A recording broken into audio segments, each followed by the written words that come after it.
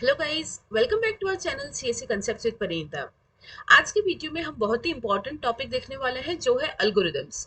Guys, आज के इस एक वीडियो में I will try to make you understand, हम समझने का ट्राई करेंगे एल्गोरिदम क्या है, एल्गोरिदम्स की जरूरत क्यों पड़ती है, एल्गोरिदम के कुछ इंपॉर्टेंट कैरेक्टरिस्टिक्स क्या है, उनके एडवांटेजेस क्या है, डिसएडवांटेजेस क्या है, और एट द एंड चार पांच अलग अलग एग्जाम्पल्स के थ्रू मैं आपको बताऊंगी अगर किसी चीज का आपको एल्गोरिदम पूछा है तो आपको वो कैसे लिखना है। So let's get started. First of all, algorithm क्या है? What is algorithm? Algorithm can be defined as a sequence of activities to be processed for getting desired output from a given input.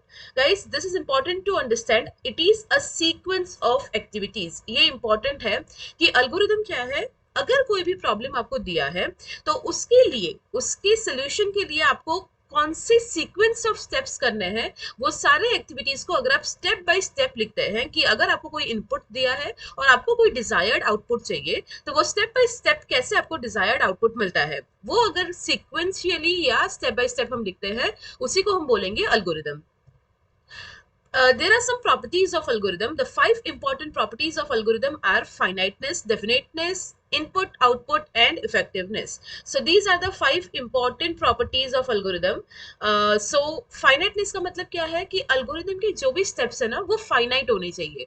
finite का मतलब क्या है, एक fixed number होना चाहिए कि चलो इस problem के लिए 5 steps का सोल्यूशन होगा या इस प्रॉब्लम के लिए हमको 10 स्टेप करने पड़ेंगे या फिर 100 स्टेप करने पड़ेंगे। तो जो भी है वो फिक्स होना चाहिए। ऐसा नहीं होना चाहिए कि करते ही जाओ, कितने स्टेप होंगे हमको नहीं पता, सोल्यूशन मिलेगा या नहीं हमको नहीं पता। नहीं है, वो ऐसा नहीं होना चाहिए। ठीक है। Second is definiteness. तो अगेन जो भी आप स्टेप्स करेंगे डेफिनेटली उसके बाद आपको आउटपुट मिलना चाहिए। जैसे मैंने बताया कि कितने स्टेप्स करने हैं नहीं पता, सोल्यूशन आएगा या नहीं आएगा नहीं पता, ऐसा नहीं होना चाहिए। अगर आप कोई भी एल्गोरिदम लिख रहे हो तो उसके लिए आपको पता होना चाहिए कि लगभग इतने स्टेप्स में मेरा आंसर आ जाना चाहिए और आंसर डेफिनेटली आ जाएगा कि 6 स्टेप्स अगर हम करेंगे तो आंसर आ जाएगा या 15 स्टेप्स अगर हम करेंगे तो आंसर आ जाएगा। So there should be finiteness and definiteness. Then the third and fourth property is input and output. तो कोई भी अगर आपके पास अल्गोरिदम है, आपको कोई भी प्रॉब्लम का सोल्यूशन फाइंड आउट करना है तो जनरली उसके लिए हमारे पास कुछ इनपुट्स होते हैं और उन इनपुट्स के ऊपर प्रोसेसिंग करके एट द एंड हमको क्या मिलता है, आउटपुट मिलता है। Fine. And the fifth property is effectiveness. So your algorithm should be effective, right. जो भी आप लिख रहे हो एट द एंड आपको कोई डिजायर्ड आउटपुट, डिजायर्ड रिजल्ट मिलना चाहिए। कोई एक इफेक्टिव अल्गोरिदम आपको डिजाइन करना है जिससे आपको सक्सेसफुली रिजल्ट मिले। Fine. So whenever you are designing any algorithm, आपको ध्यान रखना है कि आपके एल्गोरिदम में ये पांचों प्रॉपर्टीज होनी ही चाहिए कोई भी स्टैंडर्ड एल्गोरिदम में। Fine. Now what are the advantages of algorithm. अगर आपको एडवांटेजेस पूछे कोई भी एग्जाम में तो आपको पता होना चाहिए एल्गोरिदम हम क्यों लिखते हैं, उनके एडवांटेजेस क्या है। So it is a stepwise representation of solutions to a given problem which makes it easy to understand. तो जैसे हमने डिस्कस किया, कोई भी प्रॉब्लम का स्टेप वाइज सोल्यूशन हमको देता है एल्गोरिदम।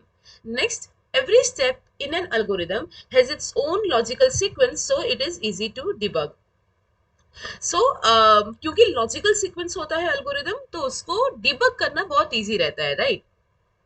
अल्गोरिदम का मतलब क्या है, अल्गोरिदम में कोई भी प्रॉब्लम हम ब्रेक डाउन करते हैं स्मॉल पीसेस में या स्मॉल स्टेप्स में, राइट। तो क्योंकि हम उसको ब्रेक डाउन करते हैं तो किसी भी चीज को ब्रेक डाउन करके उसको समझना या समझाना या फिर उसको बाद में एक्चुअल प्रोग्राम में कन्वर्ट करना काफी इजी हो जाता है, right. An algorithm uses a definite procedure. जैसे हमने डिस्कस किया कि एल्गोरिदम में क्या है, कुछ डेफिनेट स्टेप्स में डेफिनेट प्रोसीजर्स हम लिखते हैं। So again it is an advantage. और सबसे बड़ा एडवांटेज ये होता है जो लास्ट पॉइंट पे हमने लिखा है, it is not dependent on any programming language. जैसे जनरली क्या होता है, अगर किसी प्रोग्रामर ने लेट्स से अगर किसी भी प्रोग्रामर ने जावा में कोई कोड लिखा है, ठीक है, तो अगर मुझे सी आता है या सी प्लस प्लस आता है बट मुझे जावा नहीं आता तो मैं वो पढ़ के समझ नहीं सकती अच्छे से, राइट। अगर किसी ने पाइथन में कोड लिखा है, अगर मैंने पाइथन में कोड लिखा है बट आपको पाइथन नहीं आता तो आप मेरा कोड पढ़ के इजीली समझ में समझ नहीं पाएंगे।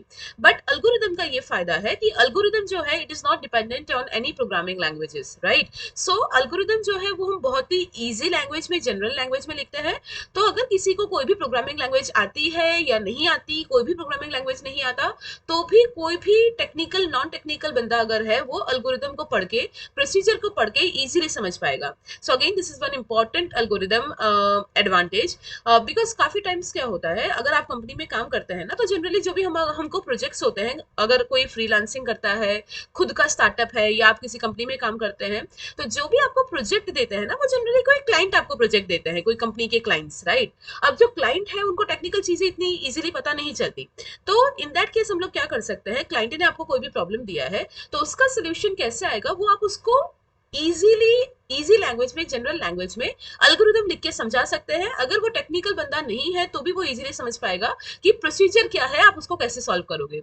सो in those cases algorithm plays a very important role कि कोड करने के पहले हमारा जो भी आइडिया है, लॉजिक है, उसको हम स्टेप वाइज अल्गोरिदम के फॉर्म में लिखते हैं।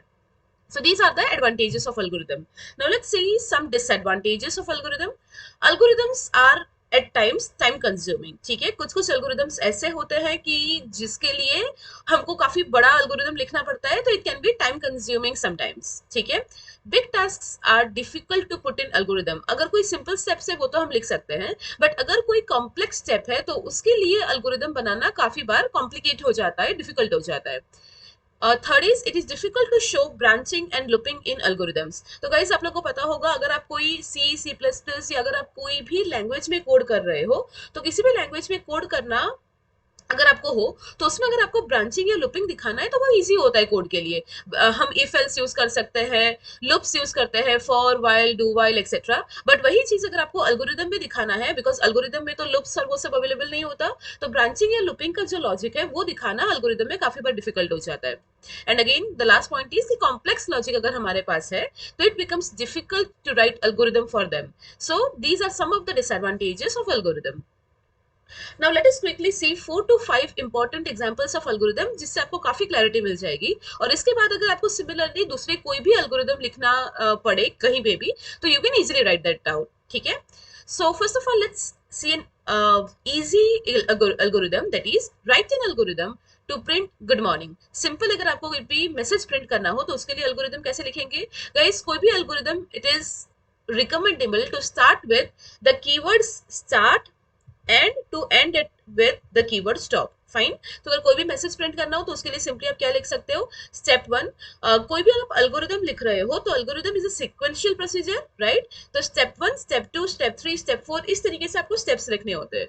तो स्टेप 1 में हमने लिखा है स्टार्ट, इसमें हमको और कुछ करना ही नहीं है, सिर्फ प्रिंट करवाना है। तो स्टेप 2 में हमने लिख दिया प्रिंट गुड मॉर्निंग, जो भी आपको प्रिंट करना हो वो। और स्टेप 3 में हमने उसको कर दिया स्टॉप, बिकॉज हमारा काम सिर्फ प्रिंट करने का था। तो इस तरीके से अगर आपको कोई भी मैसेज, सिंपल मैसेज प्रिंट करना है, तो इस तरीके से 3 स्टेप में आप अल्गोरिदम लिख सकते हो।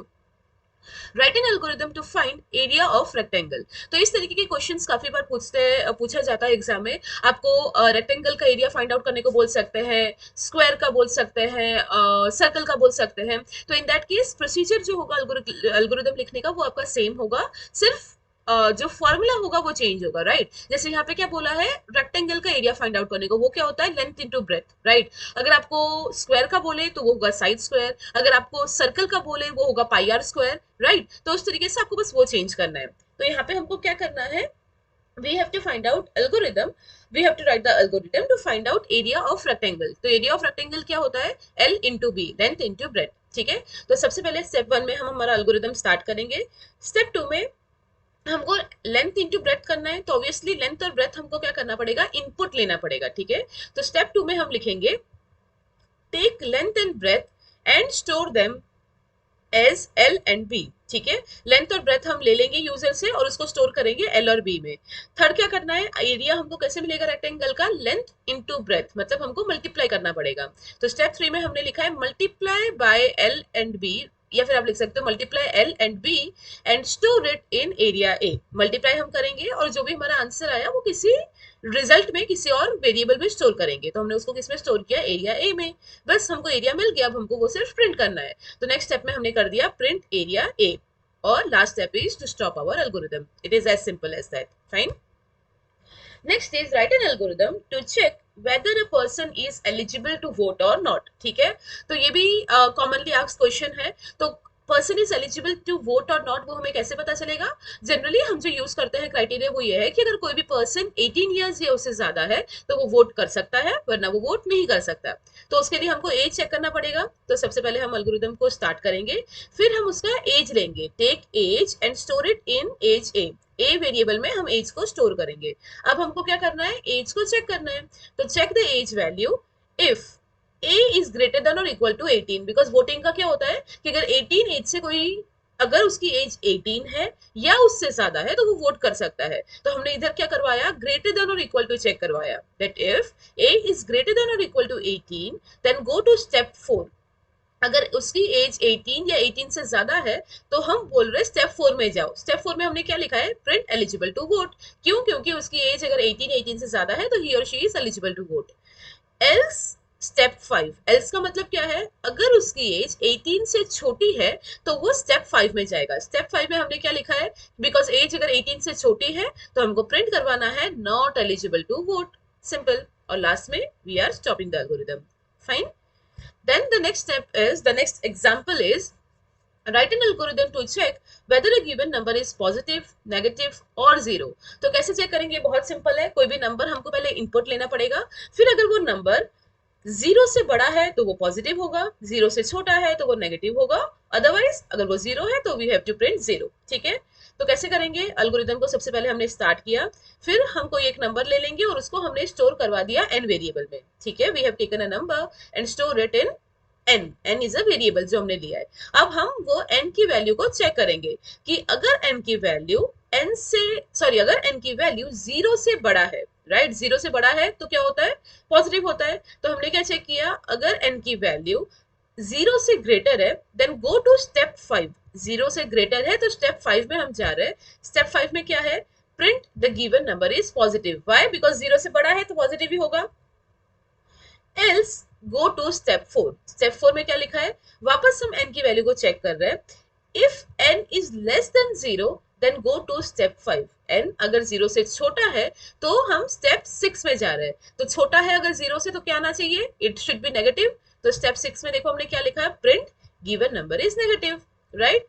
Else go to step 7। अब स्टेप 7 में गाइस वो कब जाएगा? जब वो इधर भी नहीं आया, जब वो नंबर पॉजिटिव भी नहीं है, नंबर नेगेटिव भी नहीं है, तब वो कहाँ जाएगा? स्टेप 7 में। तो स्टेप 7 में हमने क्लियरली क्या लिख दिया? अगर वो पॉजिटिव भी नहीं है, अगर वो नेगेटिव भी नहीं है तो वो क्या है? तो वो जीरो है। Given number is zero and then we will stop our algorithm. Fine. So this is how we can write the algorithms. We have seen 4 to 5 different examples. I hope आपको clear idea आ गया होगा। अब इसके बाद अगर आपको algorithm के बारे में कुछ भी पूछा जाए या कोई भी algorithm आपको बनाने को बोला जाए, I'm pretty sure you will be able to do that. So if you like the video, do like it, do share it with your friends, and in case of any doubt, you can always ask in the comment section. Thank you.